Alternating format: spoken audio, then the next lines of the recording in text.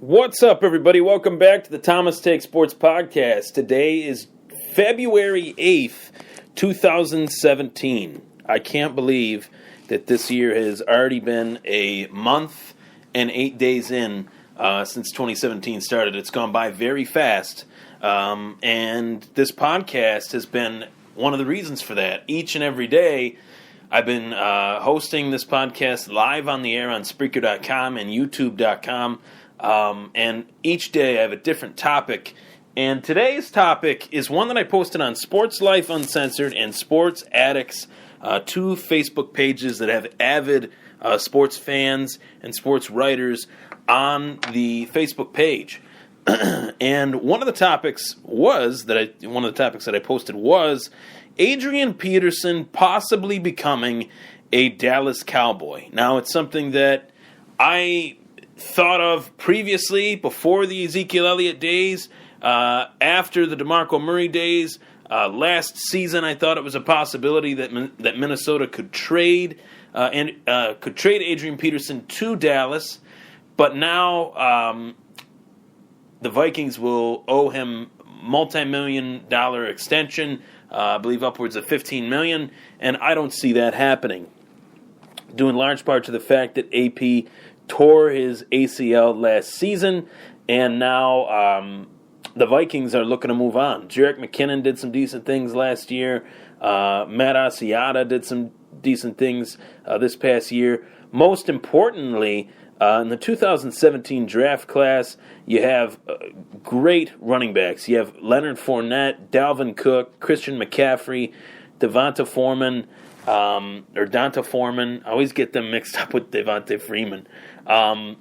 There's quite a few good running backs. Joe Mixon is one of those other good running backs, but he has a lot of character issues hanging over his head with the recent video footage of his domestic violence incident in the restaurant where he punched a woman, knocked her unconscious.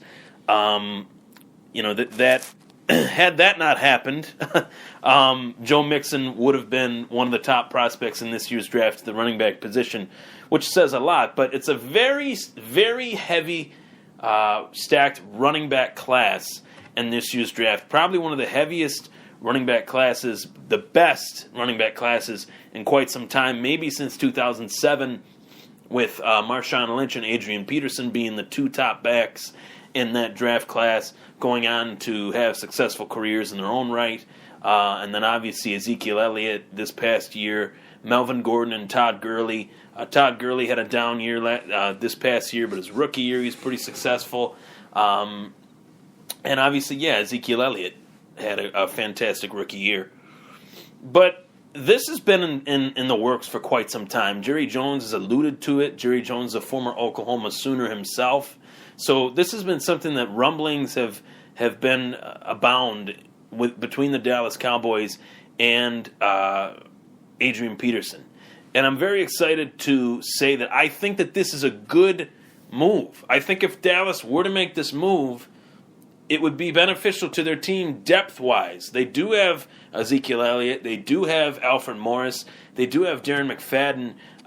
But I do think adding Adrian Peterson to their running back position, to the running back group, I should say, would be a beneficial move, especially given that AP really only has 2 to 3 years at best to his career with that second ACL surgery. I think he would come much cheaper, being that he's coming off a ACL injury.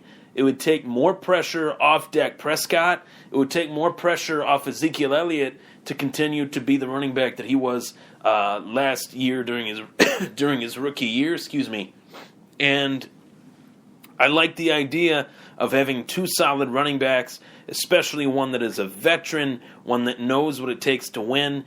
And frankly, for Adrian Peterson to have the career that he has had, minus the 1 year suspension pretty much of the child abuse scandal that he endured, minus that, he's been a great player in the NFL, playing on a team that has not really been one that puts himself in contention for a Super Bowl. Going to Dallas with that offensive line, in front of him. Not only that, but with Dak Prescott with another year under his belt, Dallas probably trading Tony Romo for some picks that I think they will use on their pass rush and their secondary. I think that will help them as well. So there's a lot of moving pieces to this Dallas Cowboys team. Even though they made the playoffs with the number 1 seed, there's still plenty of work to be done, plenty of questions afoot, or abound, I should say. And I think that this is an option that they have to consider. What if Ezekiel Elliott went down? Alfred Morris is a good number 2. He's 27, I believe. But he's not Adrian Peterson. I think the next 2 years of Adrian Peterson, you can milk that. You could still have Alfred Morris. Darren McFadden, I've never been that high on. Coming out of the draft, the year that he came out, I wasn't that high on him. I thought he would go to the Raiders, have a mediocre career that he had, and then go to another team like Dallas and make things happen there somewhat in a dual-back role as a number 2 back. But he had a decent year last year, starting in place of DeMarco Murray in 2015. But I would much rather take my chances with the last 2 years of Adrian Peterson than Darren McFadden. Alfred Morris can obviously stay, but if something were to happen to Ezekiel Elliott, he carried the ball a lot this past season. Adrian Peterson could be a guy that you could use in passing situations. He could be a guy for Dak Prescott to lean on as that veteran presence, and really would create a sort of running back, wide receiver option for the Cowboys, much like the New England Patriots. They could put him in on sets like that and use his receiving ability, which I think he does have. But the Vikings are more of a north-south run-based team. I think that this would be a very good move. It would be a very interesting move, and it would provide huge intrigue to the Dallas Cowboys season. Obviously, Adrian Peterson would not supplant Ezekiel Elliott as the starter, but it would bolster their running back position even more so than it already is, and it would allow Dallas to become even more of a run-based team without putting too much of the load on Ezekiel Elliott, actually taking more of the load off of Dak Prescott and putting it onto another running back other than Ezekiel Elliott and other than Alfred Morris, one that has been one of the best running backs of this generation outside of LaDainian Tomlinson. I compare it similarly to LaDainian Tomlinson when he went to the Jets, the things that he was able to do there. It wouldn't really be a starting role, but it would be a backup role that he would be inserted in. For my money, if I was a betting man, I would say that Adrian Peterson will be going to the New York Giants.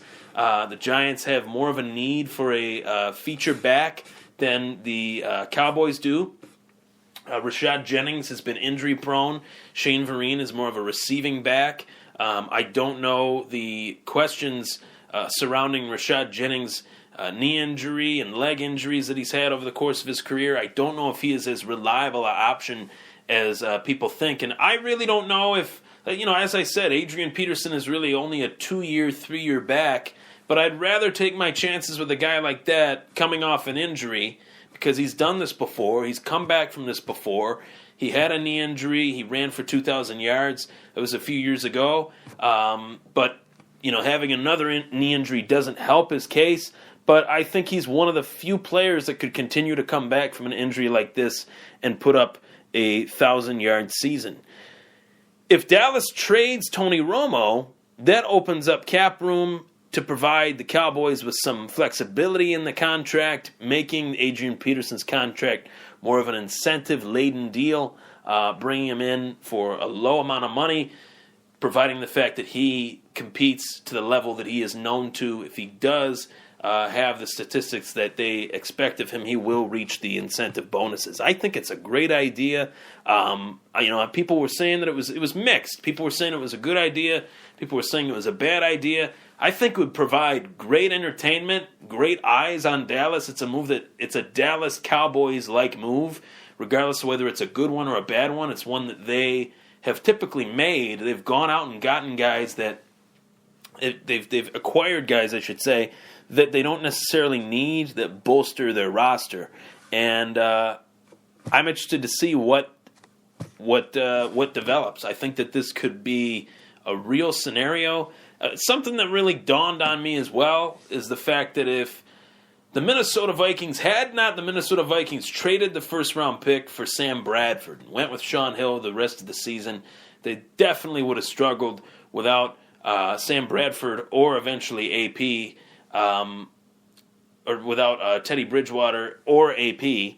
I think that if they never made that trade for Sam Bradford, Tony Romo would already be in Minnesota. He'd already be a Minnesota Viking, and you could easily say that one of the moves that would work best for both teams is if Dallas sent Tony Romo to Minnesota, and if Minnesota sent Adrian Peterson to Dallas. I think that that's a situation that is very, very likely to have happened had things went the way that they did, had they not gone the way that they eventually did with Minnesota trading for Sam Bradford, a move that I thought was ridiculous, trading a first-round pick for a guy like that. But it turned out to be a great move, and I think it was the best fit that Sam Bradford has actually found in his entire career, whether that be in St. Louis or Philly. He did some decent things in Philly, but I felt like Minnesota's offense was more of a fit with Norv Turner as their offensive coordinator. Very interesting stuff. I'm going to keep my eye on it as free agency starts. I anticipate that the Minnesota Vikings are going to let go of Adrian Peterson, and I think Dallas will be one of his main suitors. I'm Ryan Thomas. That was part 1 of the Thomas Take Sports podcast tonight. Tune in for part 2 coming right up.